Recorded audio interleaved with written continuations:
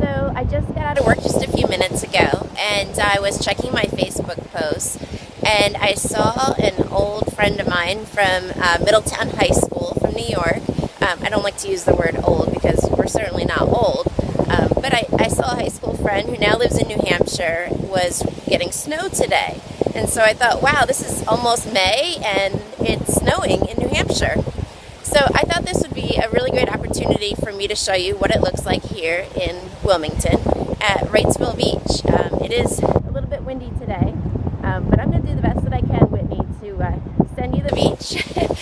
Maybe a little bit of